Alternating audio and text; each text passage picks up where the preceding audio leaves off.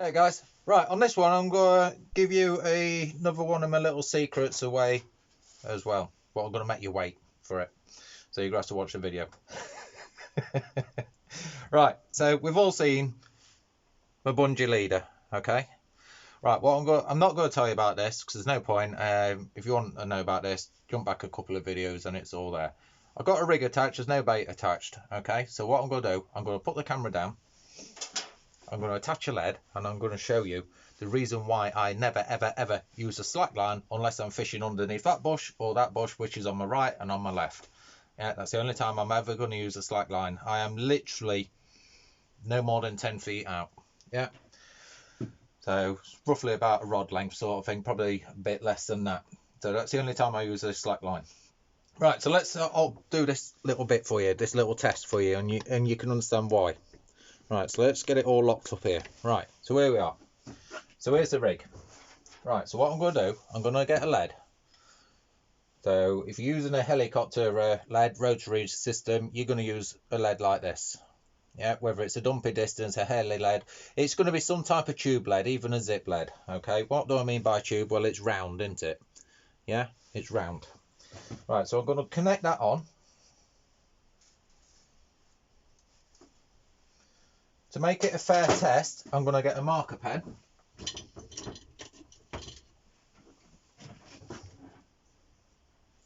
So we know exactly where that lead's going to be. Yeah, you can see the line, so I know where that lead needs to be. Okay, so that's lined up with that. Right. So I've casted that in. I brought it back to straighten it all up. Then I let all my line settle down. So I've got a nice big long line. Nothing actually in the water. It's not sticking up, etc. like so. Yeah, it's all gone slack. It's all down. Right, so what I'm going to do, I'm going to imagine there's a bait on there. That looks nice. I want that. So I'm going to pick that hook up. And I'm going to come towards me because it's going to be an easier test to show you. Right, so I've got a no trace bead system here, and this is set roughly about a centimetre apart. Yeah, so there's not much giving it, but I'll go down this route in a moment. Right, so it's a slack line, okay? So watch the lead. Also watch the rig. Right, the lead's just starting to move, and the lead's just started to slid away from that line. Right, okay, so let's do the same thing again. So we'll put the lead back in the exact same place, like so. And what we're going to do now, we're going to go on a bowstring tight line. We're just going to use a lead to actually weight the line because I can't put a rod over there, for God's sake. So it's all, get it all straight again. So as you cast it in, that's all bowstring tight line now. Okay. I'm going to get my hook in the exact same place where I had it, actually on the bait screw. Now watch this difference again. So I'm going to do the same thing towards me. Lead's moving already, look. It's off the line. And I'm nowhere near as far. So this is the reason why I don't like slack lines. Right. Now, when I use this method, I do like to have a weight here as well, whether it is a flying bat lead or a normal bat lead. Now, I'm going to go a little bit further. I'm going to give him my edge now. 4 minutes in. There it is. That is my edge. Now, normally, with this system, it is designed for more the extreme sort of range. Yeah, for the longer casting, 100 yards plus, okay? But you can use this system on a much shorter range as well. So you can use it at, say, 30 yards, 50 yards, whatever you want to use it at. Right, so what has this got to do with me edge? Right. Get this lead off. Get this one on.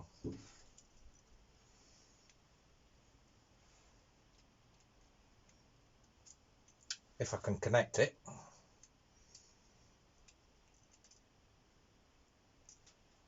Because I've not got a ring on this one, it's just a loop. Right, so I'm going to line that up with that again. Yeah, so that is on that line. We'll do that away. Tight line again. Right, with the tubular sort leads, they've always got that chance of rolling. Yeah. A flat pair cannot bloody roll because it is flat. Yeah. A flat surface does not roll around like a round lead does. Okay. So, same test again. You're going to notice very, very similar sort of movements to the lead because it is on a smooth surface. Bear in mind, on a lake bed, it's not smooth unless you're chucking onto a concrete slab. Right, so on the lake bed, this is going to be actually like sunk into a little bit of silt. Yeah, fair enough. This one will be as well, but you've still got a chance for that to roll over. Right, the flat pair you haven't. Right, so we're going to move it. It's moving straight away, as you can see. Yeah, it's moved. It's well and truly off the line. The other thing it's done, it's also took my main line as well. So I've got more indication. Right, so how do I like to fish this setup? If you've seen my France video, yeah, it's long-winded. Yeah, it's a film, that one. But the way I like to fish with this leader or any type of leader like this, I like to have a bat lead on it. It can be a flying bat lead or it can be just the normal little tiny 1 ounce bat lead. You cast it in. You just leave it there. Just leave it as it is. Tighten up, get your back lead, put your back lead on your line, slide that all the way down, because what I do here, I'll put a buffer bead up here so the back lead can't go any further down. So it's got a buffer bead up at the top, and then the back leg goes down to that buffer bead. So then I have got pretty much the same system as that. Now the crucial thing is with line, when you go tight line, as you well know, you got your rod tips and then you're coming off at an angle. Yeah, it could be any angle. It could be 30 degrees, 25 degrees, 45 degrees, all depends on depth of water. Deeper the water, more of an angle you're going to get of your actual line cutting through. Now you've also got all these different type of camo lines, what's coming out in a minute, and they say that they're all better. Well, in my opinion, it doesn't really matter what colour your main line is. It can be blue, green, pink, orange, camo, whatever. If they bump into that line and they feel it, they know and they're going to clear off. Yeah, that's my motto. So whatever colour your main line is, to me, makes no bloody odds. Your main part here is your last meter. So my other edge, one is the flat pair on this rig.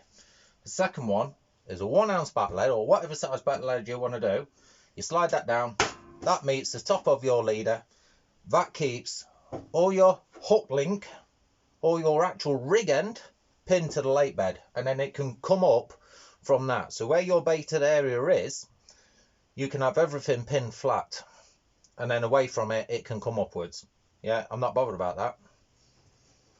Fish comes along, picks up your bait, whichever way it's going to go, it's going to actually take it. Yeah, it's going to take it. So you got my two edges now.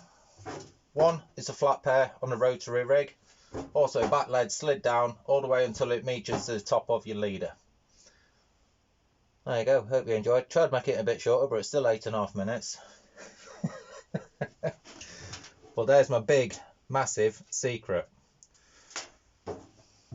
Flat pair on, like I say, this rig system, this setup, either with the loop or with the ring only, not the swivel. If it's got a swivel, it's got the pivot point. I'm not saying these leads are rubbish, because they are good, but I prefer these leads on the leg clips. So it picks it up, it picks the bait up, it can't really feel it, and then all of a sudden, bang, it's got all the weight in one hit. Yeah, that's what these leads I find better for. But it's each to their own, isn't it? Everyone's got their own little methods. I'm just telling you one of mine. Yeah, you now see my biggest secret. And I think you'll all agree, back in the olden days, I used to get better fish. Come away from this setup, and I've had fish tank size fish. I'm not going back to the running rig ever again. Sticking with this, no problems with it. Caught me nice fish. There's a winner chicken on the dinner for you. See you later, guys. Thank you.